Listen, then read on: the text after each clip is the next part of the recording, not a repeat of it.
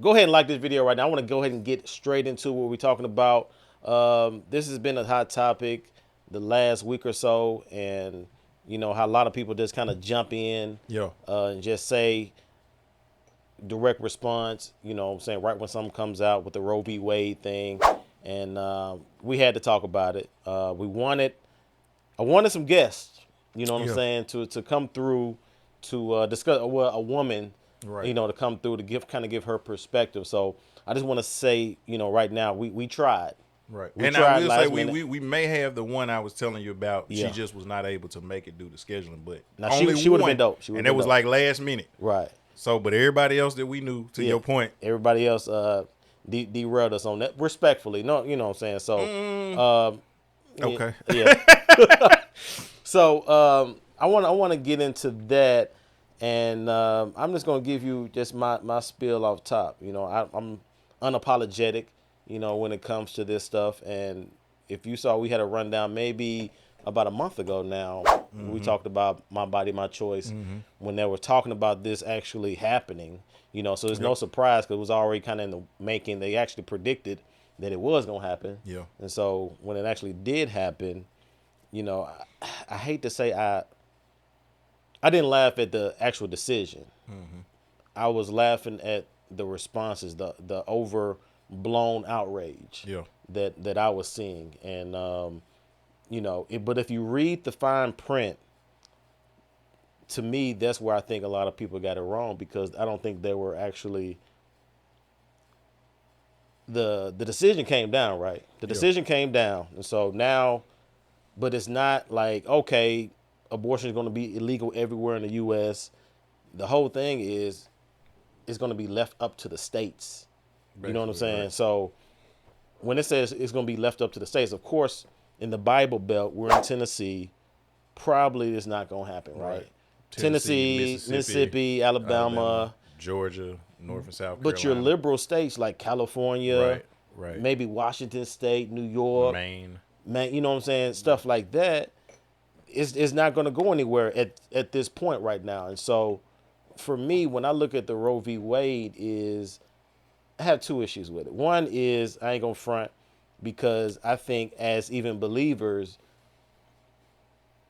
I think sometimes we want to hide from subjects like this when we talk about it. But then when it comes to the Capitol building or the Orange Man, or, you know what I'm saying, and you got a lot of other stuff to say. Right. You have a lot to say when it comes to that stuff, or just because it's a very good talking point online, everybody kind of on to it. And so I can just add my 2 cents, and so I can be part of the conversation. Nobody's ridiculing you or beating you down for your opinion. But when it comes to stuff like this, when it comes to abortion, I think too many, you know, believers kind of cringe or fall back, because it's like, man, this is kind of a sensitive subject. I don't really want to, because I don't want to rub nobody the wrong way, you know. But when it comes to another subject, the one we all can bag and be on, is easy to talk about, because it's not, can I say taboo? Right. Is that, I don't know if that fits, but, and so it's not, you know, it's not there. And so it's like, okay, I can easily talk about this, but when it comes to this, it's like, you know, why you don't want to talk about it in front or in public. Right. You know what I mean? Because, you know, you don't want to deal with the backlash. Message. Right. You don't want to deal with the backlash. Where you stand. Right. But me and my brother over here, like, we just don't care. Like, you know what I'm saying? I know I don't. I've had plenty. Y'all know what we do? Yeah. You know what we do. I've had plenty of arguments over the years on Facebook of people that, you know, when I got time, I got time. You know what I'm saying? Anybody should know that. If I got time, I'm coming. Rag know that. Yeah. Well, you know me, I don't never have time. Yeah, he'll never have time. But let me get back to this Roe v. Wade. Now, my thing is, I think we hide our tails too much when it comes to this type of thing. But I don't see a reason why, because like I said, if you read the fine print, the ruling and stuff is going to be left up to states. And so in said situation, if a young lady is, you know, let's say she got raped or had sex with somebody that she didn't want to have sex with for whatever reason, unfortunate situation, right? And so she happened to get pregnant. And so once she gets pregnant and she lives in Mississippi or Tennessee, And so now, instead of just maybe going 10, 15, 20 minutes to a local clinic or wherever else Yeah. you're doing it, now you're going to have to make a quality decision. Like, you're going to have to invest in your decision. So you may not could do it here, but you may have to try to travel to California, or you may have to go to Florida, or you may have to go to New York or Maine, wherever else, them other handful of states where it's still going to be legal. You have to invest. Okay, do you really want to do this? Because it's not just going to be a 10-minute, 15-minute drive no more. Yeah. You know what I'm saying? You might have to take a flight. You may have to drive. Right. You know what I'm saying? Now you got to check in them states to see if they take in-network, out-of-network stuff. You know what I'm saying? So now you're going to have to really be invested in that decision. And so for me, I think that's a good thing because, killing a baby to me is just, it shouldn't be it shouldn't be a goal, right? You don't go into a situation being like, I want to get an abortion. Right. But stuff happens. I understand that. You know what I'm saying? Nobody's perfect. We're not perfect. But now, the way the ruling hands came down is if you have an abortion, you live in one of these states that it's illegal, like in Texas or Tennessee or Mississippi or whatever. Now, it's not that you can't do it. It's that now you may have to look up some stuff. You may have to go to California. Right. You may have to go to these other states that it is legal, but Yeah. that's going to take time and money on your part to really be like, do I really want to do this? Yeah. You know what I mean? So, and then when I see the uproar and stuff like that, it's like, bruh, like, it's funny to me because I see everybody jumping on to a trend, jumping on to what's hot right now. Right. NBA players coming on Twitter talking about, ladies, I'm sorry. You know what I'm saying? This is horrible. But I'm like, Well, I mean, NBA players are all for women to be able to have abortions. So, like, obviously, they're going to be outraged about it. yeah. So I'm like, the outrage to me is funny because I'm like, this is not abolished everywhere. Right. It's only going to be a handful of states now, probably 5 to 10 states, I believe. You know what I mean? So, but you're going to have your choice that if you do want to get an abortion, now it's just not, you can't do it. You just going to have to travel. Right. You know what I mean? So, what's up, Rad? I mean, well, I'm going to reiterate what I said, and I've been saying. I believe that two things can be true. I believe that all life is precious, regardless of at what point it is. And at the same time, I believe that as a man, I don't have a right to tell anybody what to do with their body outside of myself. And that's where I stand on it. You know what I'm saying? Now, if you want to go deeper than that, y'all know where I'm at. If you got my number, call me, text me or whatever. We can chop it up, but that's where I stand on that. However, I think a lot of people miss this, and we've talked about this before, but we opened this Pandora's box. Yep. We've been on it since we first started potting in the midst of the kooky pack and everybody getting the jabs. We opened that door where we allowed the government to regulate, to tell us what to do as individuals. And so now they're coming for our children next, or our right to have or not have children. They're coming for our guns, which means, true enough, I do believe that should be adjudicated responsibly, but I don't believe that a homeowner or like you got a household with your wife and your kids, you should be able to protect your home. But they're coming for it to where you won't be able to protect your home. You know what I'm saying? I know our guy Crown, like he should be able to protect his household. I should be able to protect my household, but they're coming for that next because we opened the door and we allowed them to tell us you have to do this to your body because we're telling you. And guess what? America, newsflash message. We survived the motherfucking pandemic. Yes, it was some people who died. And I hate to I'm not being insensitive to nobody, but to quote Paid in Full, people die every day, B. It's people who were going to die from something. Now, you know what I'm saying? You think they are going to take the other rights? Oh, I think they're coming for it because, so? like you see now, they're talking all this legislation about the Second Amendment and taking away guns but it started, and that's the thing with misdirection. I'm doing something over here, you don't see what I'm doing over there. So I got everybody in the outrage about this pandemic, and everybody's looking about this pandemic and this, that, and the third. You don't see that I'm coming for abortion next. I'm coming for your guns next. I'm coming for You know, all of our gay brothers and sisters that you happy because you can get married to who you want to get married to. Oh, please believe they coming for that because now they can tell Now I you think that's what to coming. do. Now I think that's You coming. see what I'm saying? I don't think the guns We gonna go nowhere missed though. out, yeah, because it's enough. Just like it's enough of those folks on the right that are for, you know, the abolishment of abortion. It's enough folks that's on the right also that want to hold on to their guns and they don't want to let them go. So that's gonna be a hard sell, especially for Republicans and even Democrats who stay in the deep South, in the backwoods and stuff like that. They want to be able to hold on to their guns. But we open that door up.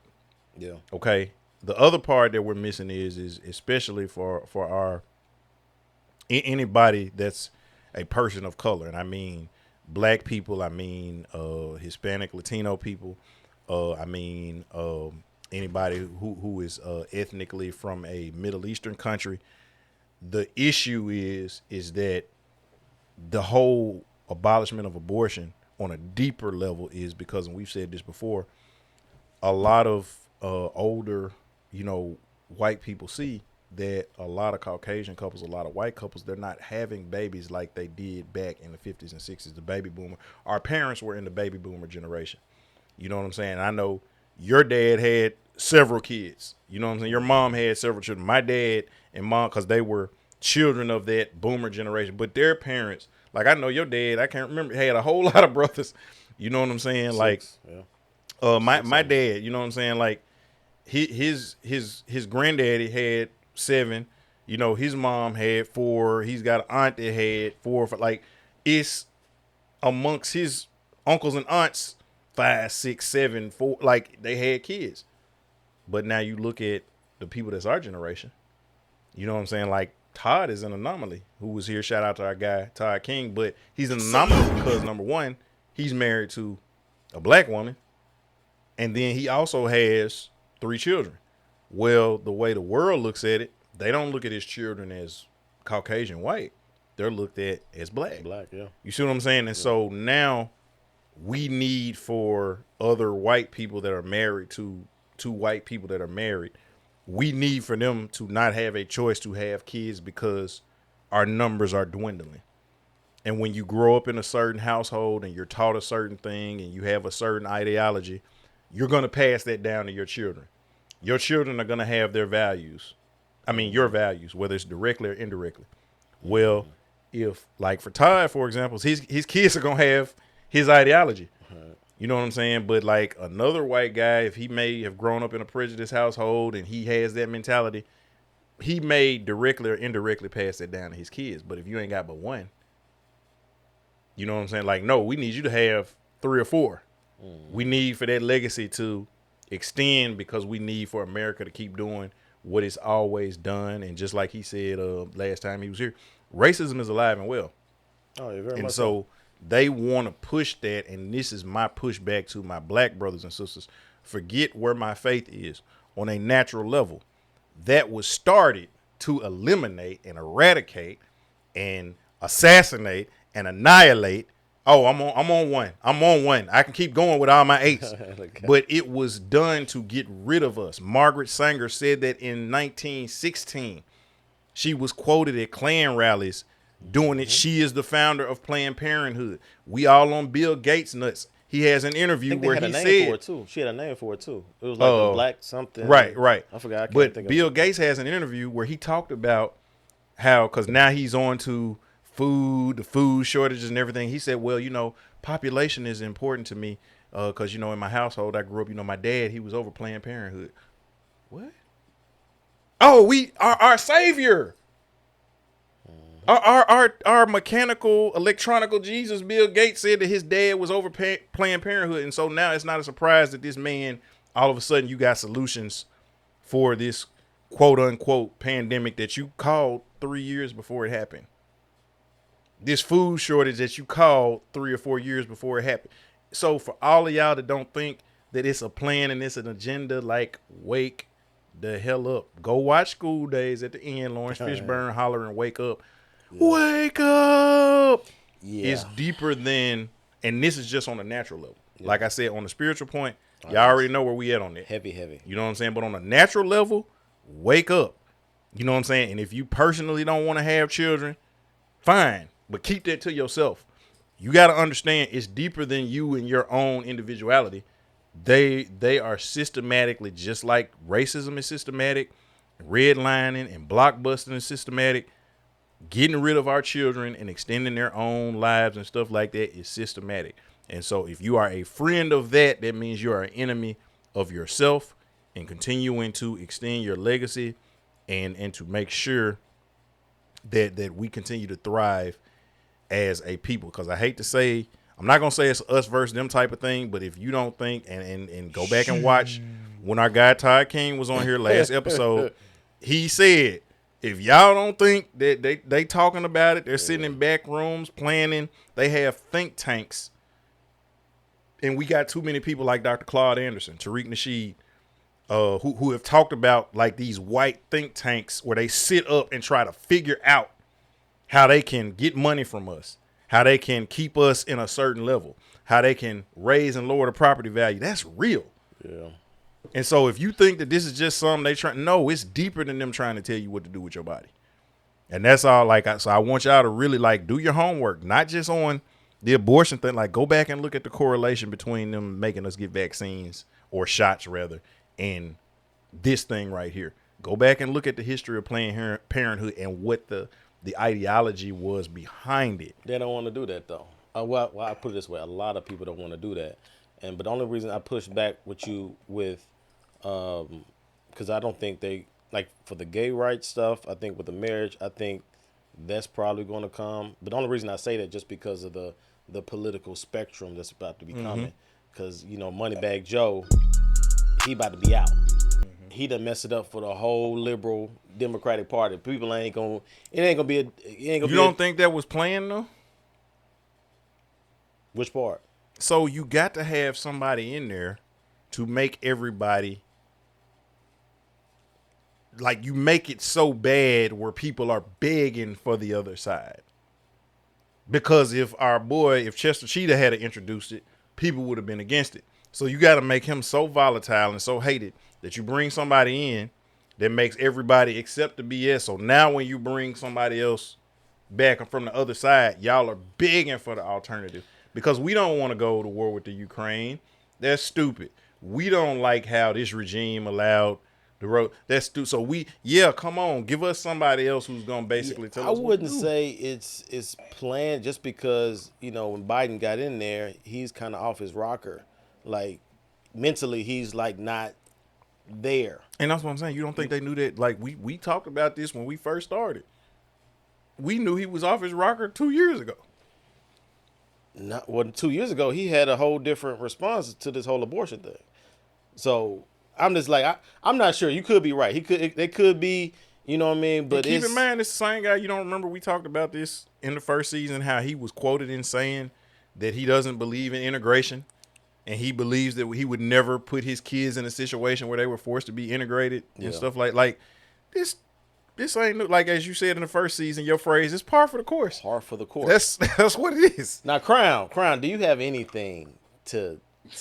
Mine don't put me Rick said he said he'll put him in. I